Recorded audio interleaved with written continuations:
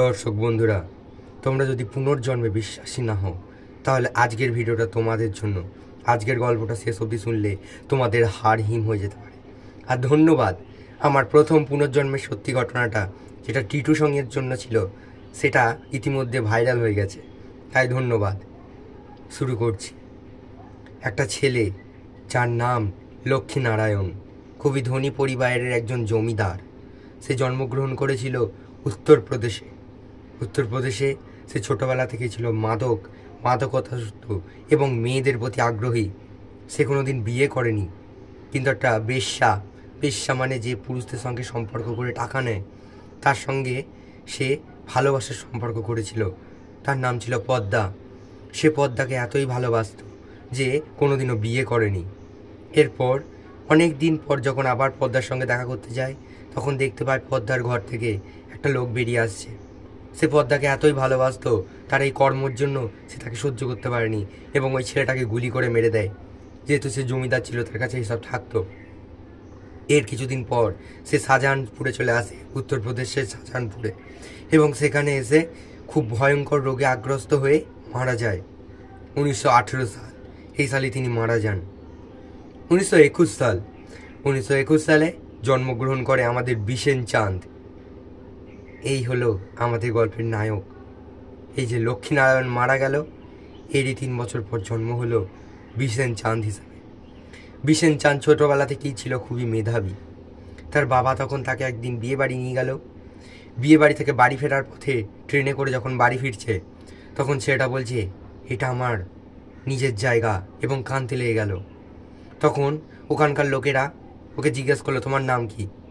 বললো, আমি হলাম লক্ষ্মীনারায়ণ। তখন বিশেন চাঁদ তার মায়ের পরিচয়ও দিয়ে দিল। তার মায়ের কাছে যখন নিয়ে যাওয়া হলো, তখন লক্ষ্মীনারায়ণের মা প্রথমে কেঁদে তাই কিছু প্রশ্ন করলো, যেটা একমাত্র লক্ষ্মীনারায়ণই জানত, এবং ভাগ্যক্রমে সমস্ত উত্তর ঠিক বলল। প্রমাণ হয়ে গেল বিশেন চাঁদেরই পুনর্জন্ম হয়েছে। এরপর কি হলো? বিশেন চাঁদ বাড়ি তো ফিরে গেল, কিন্তু আস্তে আস্তে তার মধ্যে লক্ষ্মীনারায়ণের বদগুণগুলো দেখতে পাওয়া গেল। এরপর তার একদিন পদ্মার কথা মনে পড়ল, তার পুনর্জন্মের আগে, অর্থাৎ পূর্বজন্মের যে ভালোবাসা, তার কথা। সে ছিল বেশ্যা। সে আবার পদ্মাকে সঙ্গে দেখা করলো। পদ্মাকে দেখে পদ্মা যখন তাকে অনেক প্রশ্ন করলো, বিশেন চাঁদ সব উত্তর ঠিক বলল। পদ্মাকে দেখলেই সে খাঁটি পদ্মার কোলে গিয়ে বসতো, এবং পদ্মাও তাকে চিনতে পারলো এবং তাকে কোলে নিয়ে আদর করতে লাগলো। এইভাবে 22 বছর কেটে গেল।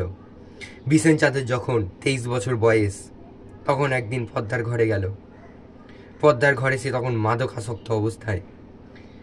সে তখন পদ্মাকে রিকোয়েস্ট করলো, আমি তোমার সাথে সম্পর্ক করতে চাই, ঘনিষ্ঠ সম্পর্ক, যেটার মাধ্যমে আমাদের সম্পর্ক আবারও ক্লোজ হয়। কিন্তু সেই সময় পদ্মার বয়স অনেক বড় হয়ে গেছে। পদ্মা বলল, আমি তোমার মায়ের মতো, আমি আর এই সম্পর্ক রাখতে পারবো না। তখন বিশেন চাঁদ শেষবারের জন্য পদ্মার সঙ্গে সম্পর্ক করল এবং শেষ করে দিল। এরপর বিশেন চাঁদ বিয়ে করে নিল এবং পদ্মার চ্যাপ্টার ক্লোজ হয়ে গেল। এরপর স্টিফেন বলে একজন তাত্ত্বিক, যিনি এইসব নিয়ে গবেষণা করেন, তিনি আমাদের বিশেন চাঁদকে 46খানা প্রশ্ন করেছেন। তার মধ্যে 22খানা প্রশ্নের সঠিক উত্তর দিয়েছে, এবং পুনর্জন্ম যে সত্য সেটা প্রমাণিত। আমাদের পৌরাণিক মতে পুনর্জন্ম একটা মিথ্যা কথা নয়।